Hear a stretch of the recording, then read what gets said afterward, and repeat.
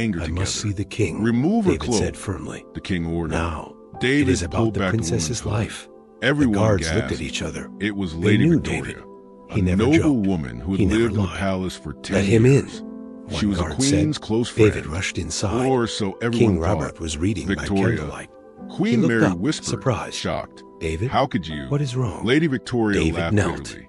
How Your could Majesty, You I asked have me this? discovered a plot. My family They should be on planned the to throne, kill Princess not Sarah yours. tomorrow morning. My father was The supposed to be king's king face 30 went years pale. ago. What? Your husband's Who? father stole the crown David from told us. him everything. That is a The lie. meeting in the garden. King Robert said coldly. Thomas from the kitchen. Your father lost The the crown woman in the because he cloak. was cruel and The violent. poison. The people plan. chose my father King instead. Robert stood up, The his people face were hard fools. with anger. Victoria Thomas has screamed. worked here for 5 years. And now I will take back I trusted what belongs him. to my family. Trust can be You bought, cannot Your stop Majesty. us. David There are said more quietly. of us. For Many enough more. gold, This some palace is men full will of people betray who serve anyone. me, not you. What do we do? David felt cold The king fear. asked. She was right. For the first time, but there were more David traitors. saw fear the in his royal king's family eyes. was still in danger. David had Tell already us who they thought are. about this. The king demanded. We catch them. Tell us everyone Tomorrow involved. morning, the princess will walk Victoria in the spat on the garden ground. as usual. I will tell you But nothing. she will not be Kill alone. me if you want. I Others will will be finish there, what I started. hidden. Thomas When they fell try to to his knees, poison her, crying. I will stop Please, them. your majesty. We will capture please them forgive me. and learn who else She is forced me. involved. She No, said she would kill my the family king said. if I did not Too help her. dangerous. Liar. Sarah could be hurt. Victoria shouted. Sarah will be hurt You did if it we for do gold, nothing, you coward. David replied. No, no. These people will Thomas try sobbed. again and again She threatened my wife until and they children. succeed. I had no We choice. must stop them now. Please believe We me. must catch them King and end Robert this. looked at David. The king looked What do at you David think? for a long Is he moment. telling the truth? Then he nodded. David You studied have kept Thomas my carefully. family safe The for man 8 was years. terrified. I trust Tears you ran now. down his face. Do what you must His whole do. body shook. David stood. I think he is telling the truth. I will Your not fail, Majesty. Your Majesty. David said. I promise you this. Fear makes men do The terrible princess will be things. safe. The king nodded. That night, Take David them both did to the not sleep. dungeon. He Victoria prepared. will be He executed checked for his treason. weapons. Thomas will He be planned questioned. every If the step. story is true, He thought about he will where be to punished hide, but not killed. how to move, Guards when to dragged strike. Victoria and The Thomas woman away. in the cloak Victoria thought guards screamed were threats lazy. and curses. She thought they would Thomas not just notice. cried. She Princess thought she Sarah could walked kill to a David. princess She and was walk still away. shaking but tried She to was smile. about to learn the You biggest lesson saved of my her life life. again. Some she said guards softly. do sleep. It is my Some duty, guards Your don't Highness. drink wine and David ignore replied. their duties. No, But David was Sarah not said. some guard. It is more than David duty. was the guard who You saw care about everything. us. About The me, guard who I never see in stopped your watching. eyes. The David guard did who would not know what die to before say. letting harm She was come right. to the royal family. Over the years, Tomorrow he had morning, grown to care the woman and deeply about Thomas this would family, come to the garden with especially poison. about Sarah. David would We be need waiting, you now more than and ever. the palace would never King be the said, same again. walking over to them. Victoria was right about one thing. There are more traitors in this palace. We need someone we can absolutely trust to find them. I will find them, Your Majesty, David promised. I know you will, King Robert said. From this moment, you are captain of the royal guard. You will lead all guards in this palace. You will have the power to investigate anyone, question anyone, arrest anyone. David knelt. I am honored, Your Majesty. Rise, Captain David, the king said. Your real work is just beginning. Somewhere in this palace, traitors are planning their next move. You must find them before they strike again. David stood. He looked at the poisoned bench, at the guards surrounding them, at Princess Sarah's grateful face. Victoria had called the guards lazy. She had thought no one was watching. She had been wrong. And now, as captain of the royal guard, David would make sure every traitor in the palace learned the same lesson. The hunt had just begun. David stood in his new office. It was a small room near the king's chambers. Maps of the palace covered the walls. Lists of all servants and guards sat on his desk. He had 3 days to find the traitors. King Robert was holding a great feast on Saturday. Important nobles from across the kingdom would attend. If traitors attacked during the feast, many people could die. David had questioned Thomas for 2 hours yesterday. The kitchen worker had told him everything through tears and fear. Lady Victoria recruited me 6 months ago, Thomas had said. She knew my wife was sick. She needed expensive medicine. Victoria offered me gold. So much gold. At first, I only passed messages. Then she asked me to put sleeping powder in the guard's wine. Then she wanted me to unlock doors at night. Each task became worse. How many others work for her? David had asked. Thomas shook his head. I do not know all of them. We never met together.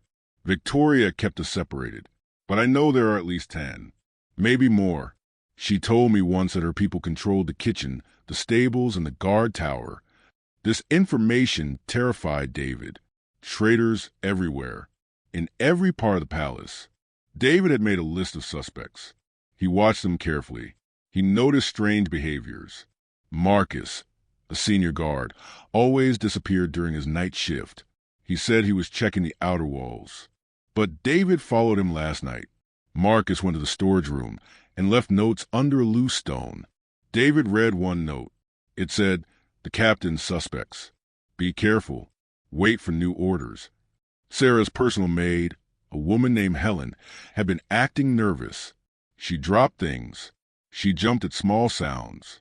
Yesterday, David saw her crying in the hallway.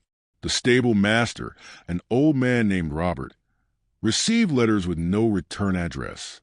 He burned these letters immediately after reading them. The head cook, a large woman named Margaret, kept a lockbox in her room.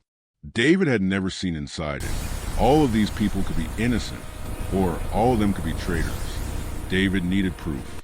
He decided to set a trap. David called a secret meeting with the king and queen. Princess Sarah was there too.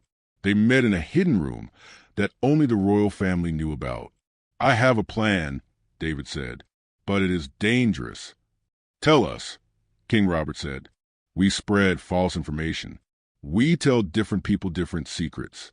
Then we wait to see which secret reaches the traitors. When we discover which secret leaked, we will know who the traitor is." Queen Mary looked worried. "What kind of secrets?" "Safe secrets," David explained. "Things that sound important but are not true.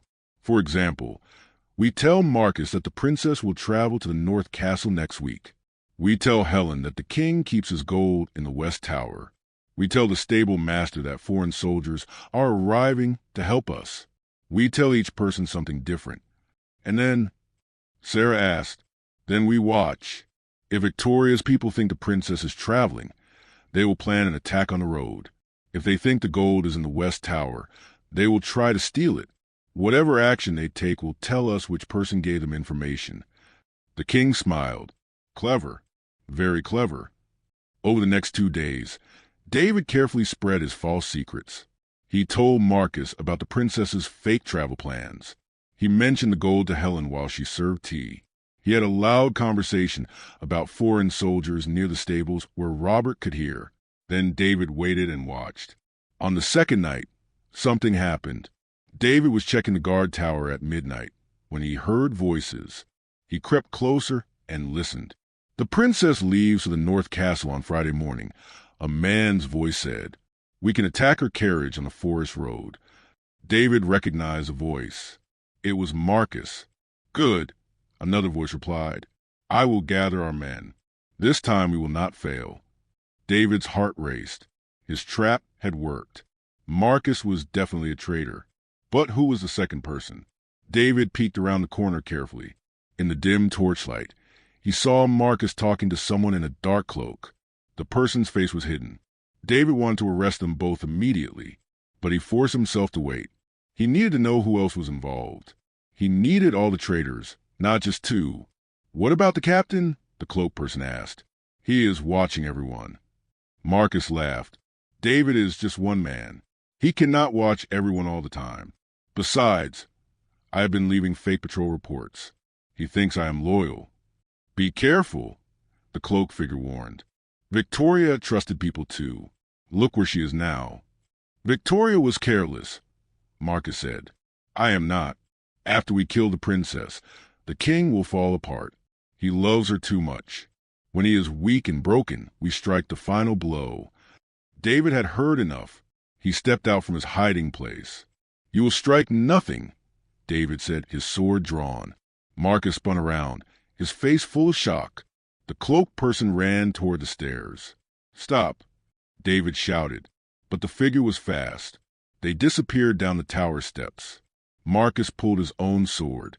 "You should have stayed asleep like the other guards, David. Now you will die." Marcus attacked. His sword came down hard.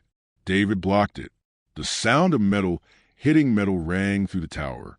They fought back and forth. Marcus was skilled, but David was better. David had trained his whole life for moments like this. "Who else is working with you?" David demanded, blocking another strike. "You will never know," Marcus laughed. "Even if you kill me, others will continue. You cannot stop all of us." "I can try," David said. He knocked Marcus's sword away with a powerful blow. Then he punched Marcus in the face. The traitor fell to the ground, unconscious. David tied Marcus's hands with rope. Then he dragged him down the tower stairs. Other guards came running when they heard the fight. "Captain, what happened?" they asked. "Take this man to the dungeon," David ordered. "He is a traitor. He works with Victoria." The guards looked shocked. Marcus had been one of them for years. "Can we trust anyone?" a young guard asked quietly. David looked at their worried faces. These were good men, loyal men, but somewhere among all the palace workers, more traitors hid. "Trust no one completely," David said. "Question everything. Watch everyone. Until we catch all the traitors, we are all in danger." He walked to the king's chambers and knocked on the door. King Robert answered, still awake despite the late hour. "Your Majesty, we caught one," David said. "Marcus was a traitor, but the leader escaped. They wore a cloak. I cannot see their face." The king's expression darkened. "The leader is still free?" "Yes," David admitted, "and they are planning to attack Princess Sarah on Friday. They believe my false information about her traveling. Then we use that," the king said thoughtfully. "We let them think Sarah is traveling. We prepare a trap on the forest road. When they attack, we catch them all." David nodded slowly. "It is risky, very risky." "Everything is risky now," King Robert said. "But you have proven yourself, Captain David. I trust your judgment. What do you think we should do?" David thought carefully. The cloaked leader was smart and dangerous, but they had made one mistake. They believed the false information. "We set the trap," David finally said, "but this time I will be ready for anything." The king placed his hand on David's shoulder. "I know you will protect her. You always have." David returned to his office. He had one day to plan the perfect trap, one day to catch a killer, one day to save Princess Sarah's life again. The real battle was coming. Friday morning arrived with dark clouds and cold wind. Perfect weather for an ambush. David stood in the palace courtyard, watching the royal carriage being prepared. Princess Sarah sat inside, wearing a heavy traveling cloak. But it was not really Sarah. It was Emily, a servant girl who looked very similar to the princess. Same height, same brown hair, same green eyes. From a distance, no one could tell the difference. The real Princess Sarah was hidden safely in the palace vault, protected by 20 loyal guards. Only David, the king, and the queen knew where she was. "Are you ready?" David asked Emily through the carriage window. The girl nodded, but her hands shook. "I am scared, Captain." "I know," David said gently, "but you will be safe. I promise. At the first sign of danger, you drop to the carriage floor. My men will protect you." "Why did you choose me for this?" Emily asked. "Because you are brave," David answered, "and because you volunteer when I ask for help. The king will reward you well for this." Inside the carriage with Emily sat 2 guards dressed as servants. Outside, for guards rode horses, pretending to be a normal travel escort. Small numbers. Weak protection. Exactly what the traitors expected. But hidden in the forest along the road, David had positioned 50 soldiers, his best fighters. They wore dark clothes and carried silent weapons. They waited in trees, behind rocks, under bushes. David himself would ride in front of the carriage. He wanted the traitors to see him. He wanted them to think he suspected nothing. "Move out," David commanded. The carriage rolled through the palace gates. People on the streets waved at the princess. They had no idea it was a trap. The journey to the forest took 1 hour. David's eyes scanned everything. Every shadow, every movement, every sound. They entered the forest road. Tall trees blocked the sunlight. The path became narrow and dark. This was the perfect place for an ambush. David raised his hand, signaling his men to be alert. The guards riding beside the carriage gripped their weapons tighter. They traveled deeper into the forest. 1 mile, 2 miles, 3 miles. Nothing happened. David began to worry. Had the traitors discovered the trap? Had they changed their plans? Then he heard it. A sound like wind, but different, sharper. "Arrows!" David shouted. Arrows flew from the trees. They hit the carriage, the horses, the guards. One arrow struck David's shoulder. Pain shot through his body, but he stayed on his horse. Floor, Get on the floor." David yelled to Emily. The girl dropped down inside the carriage. The two guards with their raised shields protecting her. More arrows came. One guard fell from his horse, an arrow in his chest. Another guard took an arrow in the leg, but kept fighting. Men in black masks emerged from the forest. 20 of them, maybe 30. They surrounded the carriage with swords and axes. "For the true king," they shouted. "Death to the false royal family." David pulled the arrow from his shoulder and threw it aside. Blood ran down his arm, but he ignored it. He raised his sword. "Now!" he commanded. His hidden soldiers appeared from everywhere. They dropped from trees. They rose from behind rocks. They came from all directions. The ambush became a battle. David fought 3 attackers at once. His sword moved like lightning. One attacker fell, then another, then the third. Around him, his soldiers fought the traitors. The forest filled with the sounds of combat. Metal hitting metal, men screaming, horses crying out. David pushed toward the carriage. He needed to protect Emily. He needed to capture the leader. A figure in a dark cloak stood near the carriage door. The same cloaked person from the tower. The leader. "You!" David shouted, running toward them. The cloaked figure turned and ran into the deep forest. David chased after them, leaving his men to finish the battle. The chase went on for 5 minutes. The cloaked person was fast, jumping over logs and dodging trees. But David was faster. He was angry. He was determined. Finally, David caught up. He grabbed the cloak and pulled hard. The figure fell to the ground. David raised his sword. "Show your face, traitor." The figure slowly pulled back their hood. David's blood turned to ice. It was Helen, Princess Sarah's personal maid, the nervous woman he had suspected but could not prove. "You," David whispered in shock. "But why?" "The princess treated you with kindness. She trusted you." Helen's face twisted with hate. "Kindness? Trust? The princess had everything while I had nothing. I served her for 10 years. 10 years of watching her wear beautiful dresses while I wore rags. 10 years of seeing her eat fine food while I ate scraps. 10 years of being invisible. So you tried to kill her?" David asked, disgusted. "I tried to take what should be mine." Helen screamed. "Lady Victoria promised me a better life. She promised me gold, land, respect. All I had to do was help her move the royal family. Victoria is in a dungeon waiting to die," David said coldly. "Soon you will join her." Helen laughed bitterly. "You think this is over? You think catching me ends everything? There are more of us. So many more. We are like seeds planted in every corner of this kingdom. You can pull out some weeds, but you cannot pull them all." "I will find every single one," David promised, "no matter how long it takes."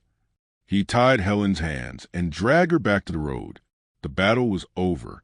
His soldiers had won. Most of the attackers were dead. The survivors were captured and tied up.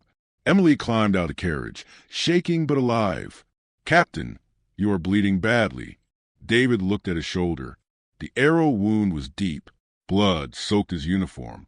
Now that the fighting was over, the pain hit him like a hammer. "I am fine," he said, though his vision became blurry. "No, you are not," Emily said firmly. She tore cloth from her dress and wrapped it around his wound. "You saved my life. Now let me help save yours." One of David's soldiers rode up. "Captain," we counted 32 attackers. 20 are dead, 12 captured. We lost 4 men and have 8 wounded. David nodded weakly. "Take the prisoners back to the palace. Put them in the dungeon with Victoria and Marcus. The king will decide their fate." "And the captain?" the soldier asked, worried. "The captain will be fine," David said, though his legs felt weak. "We won today. The princess is safe. That is all that matters." But as they loaded the prisoners onto wagons and began the journey back to the palace, David knew Helen was right about one thing. This was not over. Somewhere in the kingdom, more traitors waited, more enemies planned, more danger lurked. But David had made a promise. He would find them all. He would protect the royal family. He would give his life if necessary. Because that was what a true guard did. That was what love and loyalty meant. The carriage rolled back toward the palace. David rode beside it, his shoulder bleeding, his body exhausted, but his spirit unbroken. The battle was won, but the war had just begun. Behind them, the forest grew quiet again. The bodies of traitors lay where they fell. Blood stained the ground. And in the palace dungeon, Victoria heard the news of the failed ambush. She smiled in her cell. "Fools," she whispered. "They think they have won. They have no idea what is really coming." The biggest threat was still hidden, still waiting, still watching. David spent 3 days recovering from his arrow wound. The palace doctor said he needed rest.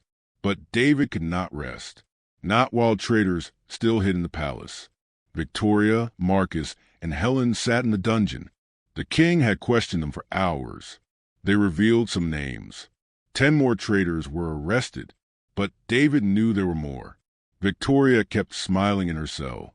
She knew something important. On the 3rd night, David visited her in the dungeon. "Why do you smile?" he asked. "You will die soon. Your plan failed. What makes you happy?" Victoria laughed. "My plan? Oh, David, you foolish man. You think I was a leader? You think this was my idea?" David's heart stopped. "What do you mean?" "I was just a tool," Victoria said. "Someone else planned everything. Someone close to the king. Someone you would never suspect." "Tell me who," David demanded. "Why should I?" Victoria asked. "I am already dead, but I can die knowing that the real leader will finish what I started." David left the dungeon, his mind racing. Someone close to the king. Someone trusted. Someone they would never suspect. He made a list in his mind. The Queen's advisor, Lord Henry. The King's brother, Duke Thomas. The royal doctor. The head priest. The treasury master. Any of them could be the traitor. David went to the king immediately. It was midnight, but this could not wait. "Your Majesty," David said urgently, "Victoria told me she was not the real leader. Someone else is controlling everything. Someone close to you." King Robert's face went pale. "Who?" She would not say. "But Your Majesty, the great feast is tomorrow night. All the nobles will be here. If the real leader plans to strike, it will be then." The king stood and paced. "Cancel the feast." "No," David said. "We use the feast as a trap, just like we use the forest road. We let the traitor think everything is normal. Then we catch them." "How?" the king asked. David explained his plan. It was risky, dangerous, but it was their best chance. The next evening, the great hall filled with nobles from across the kingdom. Music played. Servants carried trays of food and wine. Everyone smiled and laughed. Princess Sarah sat beside her father at the high table. She wore a beautiful blue dress. Jewels sparkled in her hair. She looked like a perfect princess. But under her dress, she wore light armor. In her sleeve, she hid a small knife. David had taught her how to defend herself. David stood behind the royal family, watching everything. His eyes moved constantly. Every face, every movement, every shadow. Queen Mary sat beside the king, smiling at guests. Lord Henry talked with other nobles. Duke Thomas drank wine and told jokes. The royal doctor checked on an elderly guest. The head priest blessed the food. Everything seemed normal. Too normal. David's instinct screamed danger. Something was wrong. But what? Then he saw it. A servant pouring wine for the king. The servant's hands moved strangely. Too careful. Too precise. David watched closely. The servant poured wine into the king's cup, but his other hand dropped something small into the cup, something that dissolved quickly. Poison. David moved fast. He ran to the high table and knocked the cup from the king's hand. Wine spilled across the white tablecloth. The hall went silent. Everyone stared. "Captain," the king said, shocked. "What are you doing?" "Poison, Your Majesty," David said, pointing at the servant. "He poisoned your wine." The servant's face changed. The fake smile disappeared. His eyes became cold and hard. He pulled a knife and lunged at the king. David blocked him, taking the knife strike on his wounded shoulder. Pain exploded through his body, but he did not fall. He grabbed the servant and threw him to the floor. Guards rushed forward. They surrounded the servant. "Who sent you?" David demanded. The servant laughed. "You still do not understand, do you? Look around, Captain. Look closely." David looked at the nobles. They all seemed shocked and scared. Then he saw movement. 30 servants throughout the hall pulled weapons from under their clothes. 30 traitors, all positioned near important nobles. "Kill them all," someone shouted. But the voice did not come from a servant. It came from the high table. David spun around. His heart shattered into pieces. Queen Mary stood holding a knife to Princess Sarah's throat. "Mother?" Sarah whispered, tears in her eyes. How could I?" the queen hissed. "I have been queen for 25 years, but I have no real power. The king makes all decisions. The nobles ignore me. I am just a decoration, a pretty face. But when Robert dies and the kingdom falls into chaos, I will rise. I will rule. I will have the power I deserve." King Robert stood slowly, his face full of pain. "Mary, my love, we have been married for 26 years. I trusted you in my life." "Your trust was foolish," Mary said coldly. "Victoria, Marcus, Helen, they all work for me. I planted traitors in every corner of this palace. And tonight, I end this. Tonight, I become the true ruler." She pressed the knife harder against Sarah's throat. A drop of blood appeared. "No!" David shouted. He threw his sword. It spun through the air and hit Mary's hand. The knife flew away. Sarah broke free and ran. Mary screamed in rage. She pulled a hidden crossbow from under the table and aimed at Sarah's back. David ran. His wounded shoulder screamed in pain. His vision blurred. But he ran anyway. The crossbow fired. David threw himself in front of Sarah. The bolt hit his chest, just left of his heart. He fell to the ground. Blood spread across his uniform. "David!" Sarah screamed, dropping beside him. "No, no, no! Stay with me." Guards captured Mary. They tied her hands as she screamed and fought. The 30 servants were arrested. The nobles sat in shock. David looked up at Sarah's face. Her tears fell on his cheeks. "I kept my promise," he whispered. "You are safe." "Do not talk," Sarah cried. "Doctor, someone help him." The royal doctor ran over. He examined the wound and shook his head. "The bolt is too deep, too close to the heart. I cannot." "Try," Sarah commanded. "Save him." "That is an order." The doctor worked for an hour. Other doctors came to help. They removed the bolt carefully. They stopped the bleeding. They used every medicine they knew. David drifted between consciousness and darkness. He heard Sarah's voice calling him back. He heard the king praying. He heard his own heartbeat slowing. But he was a fighter. He had always been a fighter. 3 days later, David opened his eyes. Sarah sat beside his bed, holding his hand. She had not left his side for 3 days. "You are awake," she whispered, new tears falling. But these were happy tears. "The queen?" David asked weakly. "Executed for treason," Sarah said, "along with all her followers.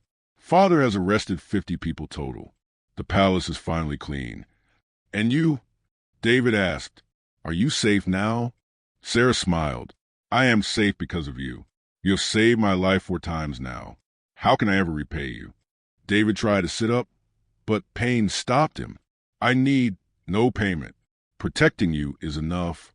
"No," Sarah said firmly. "It is not enough. Father has made you Lord David, commander of all royal forces. You are noble now. You have lands, titles, wealth." "I do not want wealth," David said. "I only want—" He stopped. He could not say it. But Sarah understood. She leaned close and kissed his forehead gently. "I know what you want," she whispered. "And when you heal, when you are strong again, we will talk about it. About us. Father has already given his blessing. He says you have proven yourself worthy of anything you desire." David's heart filled with hope, with joy, with love. 2 months later, David stood in the palace garden. His wounds had healed. His strength had returned. Princess Sarah walked toward him in a simple white dress. No guards, no servants, just the two of them. "Are you sure?" David asked. "I am just a guard. You are a princess."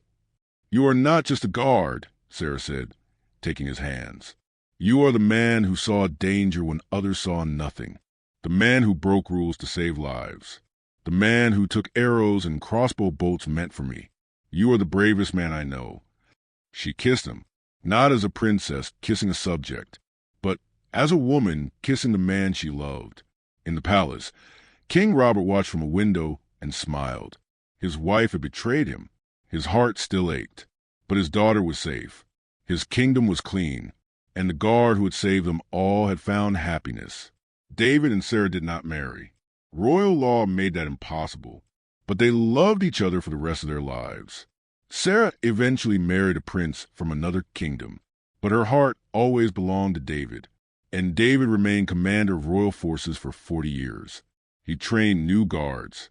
He taught them to watch, to see, to protect. Never assume safety, he told them. Danger hides in familiar faces. Trust your instincts. Break rules when lives are at stake. And always, always protect those who cannot protect themselves. The palace never forgot the guard who saw everything. The guard who saved the kingdom. The guard whose love and loyalty changed history forever. The end.